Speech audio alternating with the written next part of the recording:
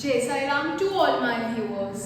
आज की इस वीडियो में हम स्टार्ट करने वाले हैं क्लास 10 का बहुत ही इम्पोर्टेंट चैप्टर जो कि आपकी फिजिक्स के बहुत ज़्यादा मार्क्स भी कंटेन करता है और बोर्ड्स में भी बहुत ज़्यादा इम्पोर्टेंट है, दैट इज इलेक्ट्रिसिटी। पार्ट जो हम आज स्टार्ट करेंगे वो है इलेक्ट्रिक चार्ज एंड करंट। अब ये 6 सब पार्ट्स जो आपके इस चैप्टर को कंस्टिट्यूट करते हैं वो है first electric charge and current, second potential difference and Ohm's law, third resistance and factors affecting it, fourth resistance in series and parallel, fifth heating effect of current and sixth electric power। अब इन 6 सब topics में से मैं आपको एक भी ऐसा topic नहीं कह सकती जो इम्पोर्टेंट नहीं है या जिसमें से बोर्ड में क्वेश्चंस नहीं आते हैं। हर टॉपिक अपने आप में ही इम्पोर्टेंट है। मैंने इन टॉपिक्स को इसलिए सब डिवाइड करा है क्योंकि सब कुछ एक ही बार में समझना बहुत डिफिकल्ट है। इस चैप्टर में बहुत सारे न्यूमेरिकल्स हैं, साथ ही साथ हर एक पार्ट के मैं आपको PYQs भी कराऊंगी, मतलब प्रीवियस ईयर क्वेश्चंस जो बोर्ड में आ चुके हैं और NCERT क्वेश्चंस जो उन टॉपिक से रिलेटेड हैं। तो इन टॉपिक्स को अगर आप 6 डेज या फिर टाइम गैप के साथ इन वीडियोस को गो थ्रू करेंगे, अपने नोट्स बनाएंगे और जब मैं क्वेश्चन डिस्कस करूंगी उसे साथ साथ सॉल्व करेंगे, आप ये चैप्टर बहुत जल्दी समझ जाएंगे। ना टाइम वेस्ट करें, हम आज का पहला सब टॉपिक स्टार्ट करते हैं जो कि क्या है, electric charge and current. Moving ahead to our first topic that is electric charge and current. अब क्योंकि हम चैप्टर की स्टार्टिंग कर रहे हैं और हमारे चैप्टर का नाम क्या है, इलेक्ट्रिसिटी, पहले आपको समझ में आना चाहिए इलेक्ट्रिसिटी क्या होता है। What is electricity? सिंपल सी बात है, जो भी स्टडी चार्जेस से रिलेटेड होती है उसे हम बोलते हैं electricity. So what is electricity? It is the study of charges. जो भी टॉपिक चार्जेस के अंडर आएगा, चार्जेस से रिलेटेड होगा, वो किसके अंडर होगा, हमारी इलेक्ट्रिसिटी के अंडर। अब इलेक्ट्रिसिटी खुद दो टाइप की है। We can divide electricity into 2 broad categories. एक होता है स्टैटिक इलेक्ट्रिसिटी और दूसरा होता है करंट इलेक्ट्रिसिटी। अब इन दोनों में डिफरेंस क्या है? आपने क्लास 8 में एक एक्सपेरिमेंट करा होगा जिसमें स्केल को लेकर आपने बिट्स ऑफ पेपर को अट्रैक्ट किया होगा। तो क्या किया था आपने? आपने स्केल लिया था, स्केल को अपने हेयर से रब किया था और उससे चार्जेस, उससे पेपर को अट्रैक्ट किया था। अब ऐसा क्यों हुआ था? क्योंकि दोनों पेपर और स्केल में अपोजिट चार्जेस थे जो कि आपस में अट्रैक्ट कर रहे थे। तो ये मैंने आपको इसलिए समझाया क्योंकि उस केस में स्टैटिक इलेक्ट्रिसिटी थी। और स्टैटिक इलेक्ट्रिसिटी किसे बोलते हैं? जब चार्जेस किस में होते हैं, रेस्ट में। When charges are at rest we call it as static electricity. The second topic is current electricity. किसको हम करंट इलेक्ट्रिसिटी बोलते हैं? When charges are in motion. Motion मतलब जब चार्जेस मूव कर रहे होते हैं उस इलेक्ट्रिसिटी को हम नाम देते हैं करंट इलेक्ट्रिसिटी। बट जब चार्जेस रेस्ट पे रहते हैं उस इलेक्ट्रिसिटी को हम बोल देते हैं स्टैटिक इलेक्ट्रिसिटी। जो हमारे घर में इलेक्ट्रिसिटी आती है, अब आप खुद सोच सकते हो किसका टाइप है, वो हमारी करंट इलेक्ट्रिसिटी का टाइप है क्योंकि उसमें करंट फ्लो कर रहा होता है। और व्हाट इज एक्चुअली करंट अभी हम डिस्कस करते हैं। करंट फ्लो कैसे करता है और किसकी वजह से करता है। तो यहाँ तक तो हमने सिर्फ ये पढ़ा कि इलेक्ट्रिसिटी हम चार्जेस की पढ़ाई को बोलते हैं, स्टडी ऑफ चार्जेस को बोलते हैं, और वो दो टाइप की होती है, स्टैटिक और करंट। अब हम नेक्स्ट बारे में पढ़ते हैं, वो है इलेक्ट्रिक चार्जेस। चार्जेस क्या होते हैं? तो अब हम बात कर रहे हैं चार्जेस के बारे में। चार्जेस भी दो टाइप के होते हैं और ये आप लोग पढ़ चुके हैं। कौन से दो टाइप के चार्जेस होते हैं? Positive, negative. There are 2 types of charges, positive and negative. Positive charge को आपने केमिस्ट्री में पढ़ा है, हम प्रोटॉन बोलते हैं, और नेगेटिव चार्ज को हमने पढ़ा है, हम क्या बोलते हैं? इलेक्ट्रॉन। ये केमिस्ट्री की टर्म्स हैं, प्रोटॉन और electron. Negative charge electrons, positive charge protons. अब इन प्रोटॉन और इलेक्ट्रॉन की वैल्यू क्या है और चार्ज की यूनिट क्या है, ये बहुत इंपॉर्टेंट 1 मार्क का क्वेश्चन है और अभी हमें चाहिए भी होंगे न्यूमेरिकल सॉल्व करने। प्रोटॉन की वैल्यू होती है 1.6 × 10⁻⁻⁹ कूलम इलेक्ट्रॉन क्योंकि नेगेटिव चार्ज है, वैल्यू सेम है, बस साइन आ जाएगा नेगेटिव। तो एक इलेक्ट्रॉन की वैल्यू होती है -1.6 into 10 to the power -19 coulomb. C, यहाँ पर सी का मतलब क्या है, कूलम, और वो हमारी यूनिट है चार्ज। तो चार्ज की यूनिट क्या होती है, कूलम। अब एक बात आपको और याद करनी है कि अपोजिट चार्जेस अगर पॉजिटिव और नेगेटिव नियर बाय आ रहे हैं तो वो क्या करेंगे, attract. Opposite charges attract each other and unlike charges, that means opposite charges only, they attract each other. But अगर मैं आपसे बोलूं सिमिलर चार्जेस, मतलब एक पॉजिटिव चार्ज है और दूसरा पॉजिटिव चार्ज है, अगर उन दोनों को पास लाया जाए तो क्या होगा, they will repel each other. So 2 points, opposite charges attract each other, similar charges repel each other. The value of electron and proton is just the same with the difference of sign. अगर sign positive है तो proton है, उसका value कितनी है charge की, 1.6 into 10 to the power -19 coulomb, और electron की -1.6 into 10 to the power -19 coulomb. I hope आपको इतना क्लियर हो गया हो। अब मैं आपको एक बहुत इंपॉर्टेंट फॉर्मूला बता रही हूँ जिससे रिलेटेड हम नेक्स्ट न्यूमेरिकल करेंगे, वो होता है चार्ज का। अब हमारा चार्ज किसके इक्वल है, तो चार्ज का फॉर्मूला होता है Q इक्वल टू Ne। अब Q denotes what, charge. Q किसका सिंबल है, चार्ज का। N किसका सिंबल है, नंबर ऑफ इलेक्ट्रॉन्स का, और E किसका सिंबल है, E हमारे इलेक्ट्रॉन का सिंबल है। क्योंकि चार्ज और करंट किसकी वजह से होता है, सिर्फ और सिर्फ फ्लो ऑफ इलेक्ट्रॉन्स की वजह से। जो हमारी करंट इलेक्ट्रिसिटी है वो किसकी वजह से है, हमारे इलेक्ट्रॉन्स के फ्लो की वजह से। तो इस फॉर्मूला में Q is equals to Ne, E हमारा फ्लो ऑफ इलेक्ट्रॉन्स है या फिर नंबर ऑफ इलेक्ट्रॉन्स है, और इलेक्ट्रॉन की वैल्यू मैंने आपको बताई है कितनी होती है, -1.6 into 10 to the power -19 coulomb. तो E की वैल्यू इस फॉर्मूला में फिक्स्ड है, याद रखनी है, इंपॉर्टेंट है। अब हम नेक्स्ट न्यूमेरिकल पढ़ते हैं। न्यूमेरिकल ये है, calculate the number of electrons constituting 1 coulomb of charge. आपको कितनी वैल्यू दे रखी है चार्ज की, 1 कूलम। तो Q किसके इक्वल है, 1 कूलम।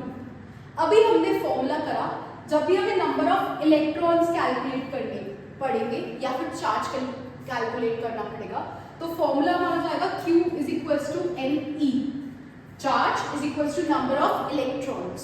हमें पता है Q किसको सिंबलाइज करता है, चार्ज को, और हमें कितना गिवन है, 1 कूलम। तो Q की वैल्यू 1 हो गई। नंबर ऑफ इलेक्ट्रॉन्स आपको फाइंड करने हैं, E की वैल्यू कितनी है, -1.6 इंटू 10 टू द पावर -19। हम सॉल्व करते वक्त माइनस का साइन नहीं लगाते क्योंकि ये ऑब्वियस है कि इलेक्ट्रॉन्स नेगेटिव ही होते हैं। अब मुझे क्या फाइंड आउट करना है, n। तो कैसे फाइंड आउट होगा, n is equals to 1 upon 1.6 into 10 to the power -19। अब नेक्स्ट स्टेप क्या होगा, इस -19 को अगर मैं न्यूमरेटर में ले जाऊं तो क्या हो जाएगा, n इज इक्वल्स टू 10 की पावर 19 अपॉन 1.6। इसे कैसे सॉल्व करेंगे, मैं आपको यहाँ पे करके दिखाती हूँ। n is equals to 10 to the power 19 upon 1.6। अब हमें थोड़ी बहुत स्ट्रैटेजीज अप्लाई करनी होती है जब हमें कैलकुलेशन करनी होती है। अब मैं डेसिमल हटाऊंगी तो ऊपर एक जीरो चला जाएगा, तो क्या हो जाएगा, 10 अपॉन 16 इंटू 10 की पावर 19। कट करा, 2 5 जा 10, 2 8 जा 16, डिवाइड करा 8 और 5 को, सॉरी 8 और 5 को, डेसिमल 0, 8 6 जा 48, 2 0, 8 2 जा 16, left with 4 0, 8 5 जा, तो what is the value coming, 0.625 into 10 to the power 19 electrons, क्योंकि हमने नंबर ऑफ इलेक्ट्रॉन्स कैलकुलेट करे। बट हमने क्लास 8 में ये भी साइंटिफिक नोटेशन पढ़ी है मैथ्स में कि डेसिमल फर्स्ट न्यूमेरिक वैल्यू के आगे लगता है एक्सेप्ट 0। तो इसे हम स्टैंडर्ड फॉर्म में कैसे लिखेंगे, 6.25 into 10 to the power 19 electrons. तो हमने ये क्या समझा कि 1 कूलम ऑफ चार्ज में, किसमें, 1 कूलम ऑफ चार्ज में कितने इलेक्ट्रॉन्स हैं, ये आप लर्न कर लीजिए, क्योंकि अगर आपके पास एमसीक्यू आएगा 5 कूलम ऑफ चार्ज में कितने इलेक्ट्रॉन्स हैं, तो सिंपल है, आपको 1 कूलम की वैल्यू लर्न है। 1 कूलम में 6 6.25 into 10 to the power 19 into 10 to the power 18 electrons है। क्योंकि मैंने डेसिमल शिफ्ट किया, मेरी एक वैल्यू क्या होगी, 0 की कम होगी। तो 6.25 into 10 to the power 18 electron है। 5 कूलम्स में कितने होंगे, हम इसे सिंपली 5 से मल्टीप्लाई कर देंगे। बहुत इजी है और इम्पोर्टेंट भी है, और ये हमारा एक एनसीईआरटी क्वेश्चन भी है। तो हमने समझ लिया कि चार्ज क्या होता है और चार्ज का इंपॉर्टेंट फॉर्मूला क्या है जो अभी हमने स्टडी करा, that is Q is equals to NE। That तो हमने फॉर्मूला पढ़ा, Q is equals to NE, Q जहाँ पर चार्ज था, N नंबर ऑफ इलेक्ट्रॉन्स और E मतलब हमारे इलेक्ट्रॉन की वैल्यू।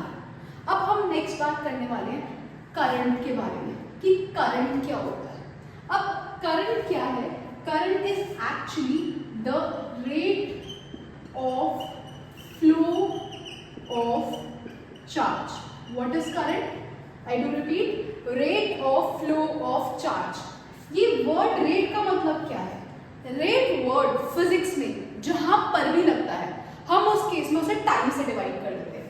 तो करंट का सिंबल है I, capital I denotes current, and rate of flow of charge, किसका चार्ज को हम डिनोट करते हैं Q से। रेट मतलब हम उस चीज को किससे डिवाइड कर रहे हैं, टाइम से। तो करंट का फॉर्मूला क्या बन गया, Q अपॉन T, और डेफिनेशन क्या हुई, it is defined as the rate of flow of charge. अब नेक्स्ट बात करते हैं हम इनकी यूनिट्स के बारे में। करंट की ऐसा यूनिट ऑफ करंट होती है ampere. The current is measured in ampere. The unit of Q is coulomb, which we have already discussed now, and the time must be in seconds. तो इससे बहुत इंपॉर्टेंट डेफिनेशन आती है आप लोगों की, जो कि यूनिट्स पे बेस्ड है। इस चैप्टर से यूनिट की डेफिनेशन आती है। तो पहली बात आपको याद रखना है, करंट की यूनिट क्या है, 1 एम्पियर। और 1 एम्पियर को हम डिफाइन कैसे कर सकते हैं, सी if I write ampere instead of ampere 1 ampere, so it is 1 coulomb upon 1 second। तो हम कैसे डिफाइन करेंगे इस 1 एम्पियर को। अब कोई भी वायर है जिसमें से भी करंट पास हो रहा है, मैं उसे क्या बोलूंगी, कंडक्टर। कंडक्टर क्या होता है, जिसमें से करंट पास हो सकता है। So how we will define 1 ampere, 1 ampere is the amount of current flowing through any conductor of any cross section. Cross section means उस वायर का कितना भी एरिया हो सकता है। व्हेन 1 कूलम ऑफ चार्ज, कितना charge, 1 coulomb, flows in how much time, 1 second. कहां से, किसी भी क्रॉस सेक्शन से। When 1 coulomb of charge flows through any cross section in 1 second, the current is said to be 1 ampere. I hope that's clear to you. I also like this definition for you. How will you define 1 ampere? When 1 coulomb of charge flows through any cross section of conductor, cross section here means it could be any area. When 1 coulomb of charge flows through any cross section of conductor in 1 second, the amount of current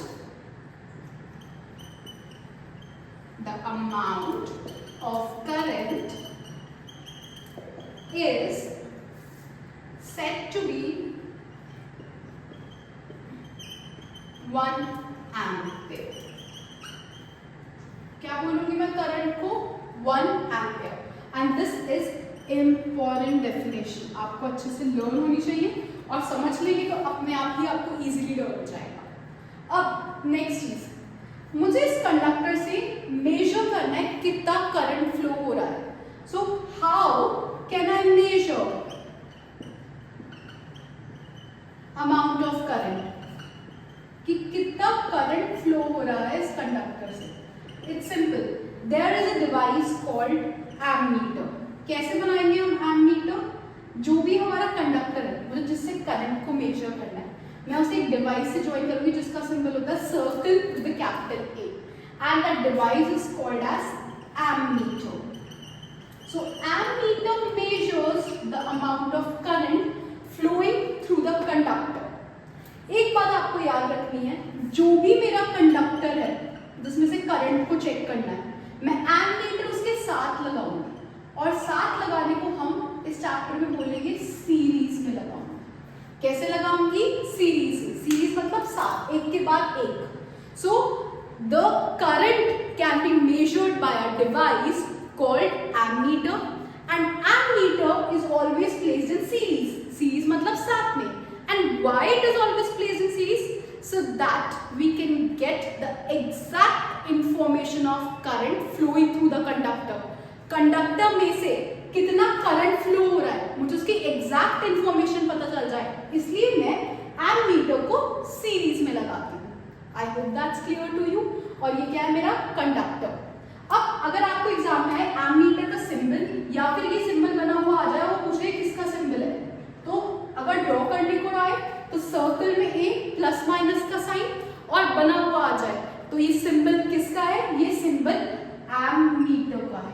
ध्यान रखना है आपको। अब एक important numerical करेंगे। Formula हमारा यही रहेगा करंट का, जो हमने सीखा I equal to Q upon T. तो हमने ये भी समझ लिया I मतलब करंट, करंट की यूनिट एम्पियर, Q मतलब चार्ज, चार्ज की unit coulomb, time T which must be in seconds. अगर आपको मिनट्स और आवर्स में दे रखा हो तो आपको याद रखना है कि इस फॉर्मूला के लिए टाइम हमेशा सेकंड्स में ही रहना चाहिए। इस चैप्टर में बहुत सारे फॉर्मूलाज हैं। जब हमारा चैप्टर फिनिश हो जाएगा मैं आपको एक पूरे प्रॉपर फॉर्मूलाज शेयर करूंगी। इकट्ठे जितने भी हैं इस चैप्टर में, आई गेस 16 अराउंड है। और फिर आपको समझना पड़ेगा हर जगह टाइम आएगा, but time numerical wise, formula wise fixed है, आपको किस यूनिट में रखना है। तो इस पर्टिकुलर फॉर्मूला में जब हमारा करंट का फॉर्मूला यूज हो रहा है Q अपॉन T, टाइम हमेशा सेकंड्स में ही रहेगा। तो हमारा न्यूमेरिकल ये है, an electric bulb draws a current of 0.25 ampere for 20 minutes, calculate the amount of charge. अब हमें क्वेश्चन में गिवन क्या है, हमेशा हमें क्वेश्चन में लिख लेना चाहिए जो भी वैल्यू हमें गिवन है। करंट जिसको हम डिनोट करते हैं I से 0.25 एम्पियर, टाइम जो कि 20 मिनट्स है, और हमें क्या फाइंड आउट करना है? Q, that is our charge. अभी मैंने आपको समझाया कि टाइम हमेशा किस में होना चाहिए? सेकेंड्स में। इस फॉर्मूला में जो हमें यूज करना है, तो 20 into 60 that means 1200 seconds. 1 minute में 60 सेकेंड्स होते हैं, 20 मिनट्स को सेकेंड्स में करने के लिए हमने 20 into 60 कर लिया। फॉर्मूला क्या यूज करना है हमें? I is equals to Q upon T, 0.25 equal to Q into 1200। Time हमारा कितना है? 1200। So for finding of Q we need to multiply 0.25 into 1200, and that will be 300 coulombs. तो आई होप आपको ये सिंपल सा न्यूमेरिकल समझ में आ गया कि कैसे आपको कैलकुलेट करना है चार्ज। और अगर इसमें से कुछ और भी वैल्यू मिसिंग हो, करंट कैलकुलेट करना हो तो charge upon time, time calculate करना हो तो charge upon current, but time must always be in seconds. So I hope ये शॉर्ट वीडियो आपको बहुत सारे इंपॉर्टेंट कंसेप्ट्स क्लियर कर देगी चार्जेस और करंट के बारे में। और जितना भी इम्पोर्टेंट मैंने आपको चीज़ें डिस्कस करी है, आई होप आपने इनके रनिंग नोट्स बना लिए।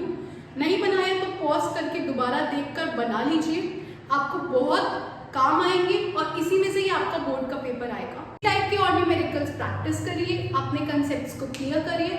और अगर आपको ये वीडियो पूरी क्लियर हो गई है तो हमारी नेक्स्ट वीडियो पर जाइए, जिसमें हम डिस्कस कर रहे हैं electric potential, potential difference and Ohm's law. ये भी अपने आप में बहुत इंपॉर्टेंट टॉपिक है जो कि बोर्ड्स में बहुत बार आ चुका है। What is Ohm's law, define Ohm's law with experiment. आपको वीडियो अच्छी लगी और आपको मेरा समझाया हुआ समझ में आ गया तो प्लीज मेरी वीडियो को लाइक करें, अपने फ्रेंड्स के साथ शेयर करें और मेरे चैनल को सब्सक्राइब करें। That is the nurturers. Thank you for giving your precious time.